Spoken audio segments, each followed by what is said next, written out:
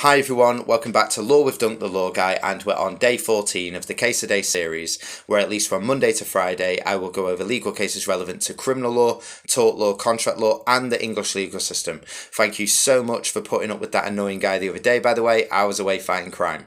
For day 14 I'm going to touch upon another legal causation case that I have my students use alongside Cato and Kimsey. You'll remember from the recordings on days 12 and 13 that the test for legal causation is that the defendant must do a more than minimal act, which need not be the sole cause, for it to be considered a substantial and operating cause of the victim's death or injury.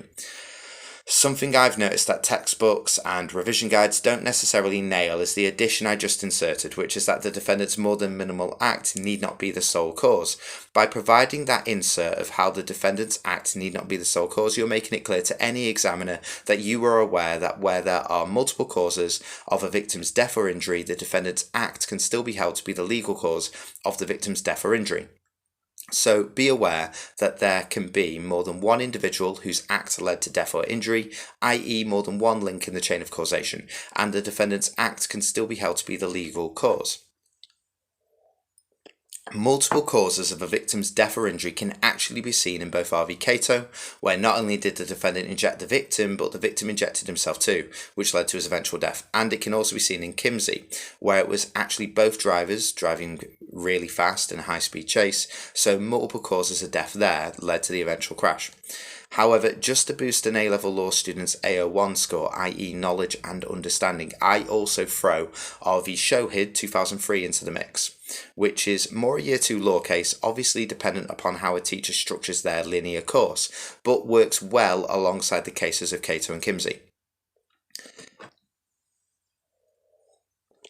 In R v Shohid, the defendant was a member of a larger group that happened to chase the eventual victim and his friend after an attack initiated by the defendant at a railway station.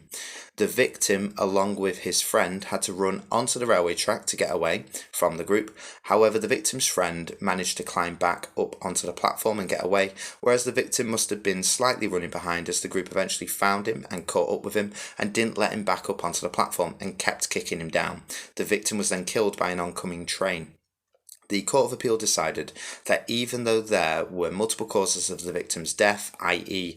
the original attack, the chase, and the victim being killed by the train, the defendant's attack was still more than minimal, despite not being the sole cause of death, and so legal causation was proven, and the defendant was found guilty of unlawful act manslaughter. And that's it for today. Thank you from Law with Dunk the Law Guy, and I'll see you either late Sunday night or Monday.